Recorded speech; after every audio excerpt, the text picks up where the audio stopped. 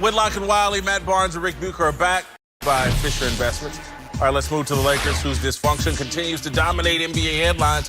ESPN's Baxter Holmes just dropped a new report chronicling the feud between Magic Johnson and Rob Pelinka, as well as LeBron's failed first season in LA.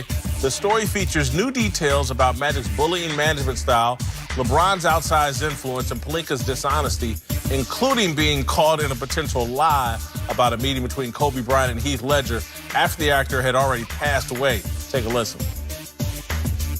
There was one time when Kobe, who I worked with for 18 years, was going back to play Madison Square Garden, and he had just seen The Dark Knight. Obviously, you guys saw that movie. And he's like, hey, hook me up with dinner with Heath Ledger because he got so locked into that role. I want to know how he mentally went there. And so he had dinner with Heath, and he talked about how he locks in for a role, and Kobe used some of that in his game against the Knicks. You know, Heath Ledger had died 6 months before. All right, the question here is... I didn't hear you. What you say? Heath Ledger died 6 months before the release of the movie. Dark Knight, yeah. So, anyway, the question here is... Early dinner. Seance. You stupid. Question, who looks worse in the Lakers' dysfunction? LeBron, Magic, Genie, or Pelinka? Did you see that video? That guy. Rob Pelinka over there. I don't want to say you're lying, but I know Kobe got access. He is Kobe. But he got the movie 6+ months before it was released and had dinner with Heath Ledger. That's a lot, but I'm not even going to go in that lane, even though that's a lot.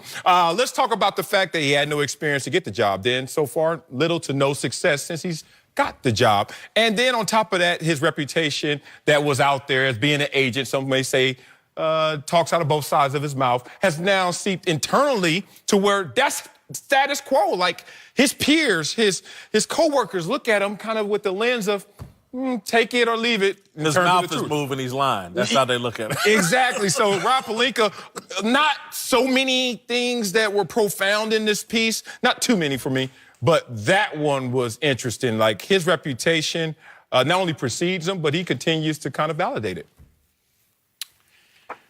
Fair, but I'm going with this guy. Magic Man, huh? Largely because there's only one person who jumped ship from this organization. There's only one person who went on the national TV and then savaged everybody else in the organization.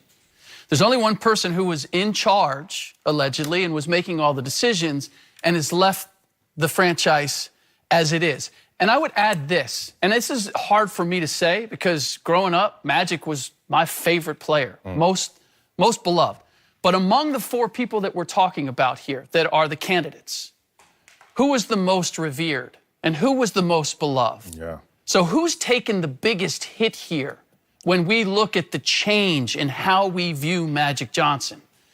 I mean, Rob Pelinka, you said it. He's an agent. What do we know about Jeannie Buss? I mean, LeBron's already taken his slings and arrows. Magic was in this special place, and the way he's dealt with this situation has been the most disappointing to me. He dealt with it exactly how he's dealt with every other situation outside the basketball. And we gave him passes on all of those. We still looked at him. We'll see. I feel like this one's going to leave a mark. That's upside down. He on that Matt Barnes. It's legal. Well, maybe that's how confused she is. I think Jeannie takes a lot of the heat from just, I think it's really showing where she lacks. It's always been a family business. You know, her dad had a great run, one of the most historical franchises we've ever seen. She takes the reins, her brother takes the reins, and it's gone downhill since. They've been the worst franchise the last 6 years. And I think her inexperience is showing. Hiring Rob and hiring Magic, knowing they have no front office experience before. And then for Magic to tell you at the beginning of the time, I have a lot of other businesses that I'm going to be attending to, and for that, at the end of the day, to be one of the major problems of why Magic left was because he wasn't in the office enough. And to touch on what you said, Rick, I think the reason why Magic did leave is because he thought he was going to be the person making these tough decisions and final saves, but he found out that he didn't have as much juice than he thought he had. Disagree with that. You don't agree with that? Oh, I agree with Matt, but let's hear it. I'm going to tell you why I disagree with it. It takes a big pair to swing the hammer that Magic talking about he wants to be the final throw. You have to sit down with people and say, you're not good enough, and we're moving on.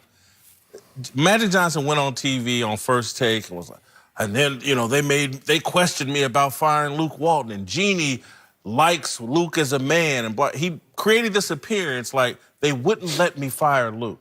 And then they fired Luke 3 days later. So there was nothing standing in the way. That's all garbage from Magic. He could have fired Luke Walton if he had a big enough pay. But he also wanted to fire Rob. No. And trust me, he could have accomplished that as well. That part. That's hard to say because then that's why I go back to Jeannie. Now she has the shadow owner and Linda That's Ramos Linda's making friend. calls and really liking Rob and all this kind of stuff. So to me, at the end of the day, Jeannie is supposed to be the boss of everything. Got it. And the way it's trickled down, it hasn't reflected well. And this is kind of her last. She's had plenty of shields up to then, whether it had been her brother, whether it had been Magic. Now it's Rob. Now the light is really shining on Jeannie. And I think her, you know, she's up against the clock right now to make something happen. I think your take is good and certainly justifiable. I can't even say I really disagree with it. Other than look, man, Magic in his position, when you fire people, particularly at that level, it takes a lot of work. You just don't, hey, I'm gonna fire him. No, you have to write down and explain to people, get in front of a group, this is exactly why we're doing X, Y, and they're gonna question you, and then you have to restate the case and win the room, and then boom, you get to fire him. But what Magic kept saying, no fun. I'm only here part-time, I have other things to do. He didn't want to put in the work it's necessary to swing that hammer. That's what I struggle with. It's like, okay, you weren't allowed to make the decisions, supposedly. But you weren't doing the work in order to make the necessary decisions. Like, how can you say, I couldn't run this ship, and then you're saying, well, I wasn't around to run it? I mean, Well, you can say that if you have an agreement with an owner that tells you, I understand you're going to be lapsed from here at times. So when I do come in, don't measure it by the quantity, it's the quality. Marcel. And that's why I think he was caught when he was like, it's my turn to do what you employed me to do, and you won't let me, I'm out. And it's no fun. That's okay to umbrella it that way. You know why? Because if I don't have power and we taking losses and I don't have decision-making opportunities, why suffer? And I'm taking all the heat. And I'm taking the L. This is your show. And they may have parameters in terms of what your responsibilities are to the show. But you want the show to be successful. Yeah. So screw the parameters in what I'm supposed to do or when I'm supposed to be here. I'm going to do what's necessary to make this successful. Magic did not do that. I don't care what the agreement was in terms of I'm going to have these other things. When you see the Lakers are not going in the direction that they need to go, I need to spend more time on this because I've made a commitment and I supposedly love Jeannie and I love this franchise. I'm going to do what's necessary to make this a success. But Rick, time is not the medicine for this. Don't you see how Frank Vogel gets the job? And oh, guess who your assistant coach is? Jason Kidd. You don't see how they do this tandem thing?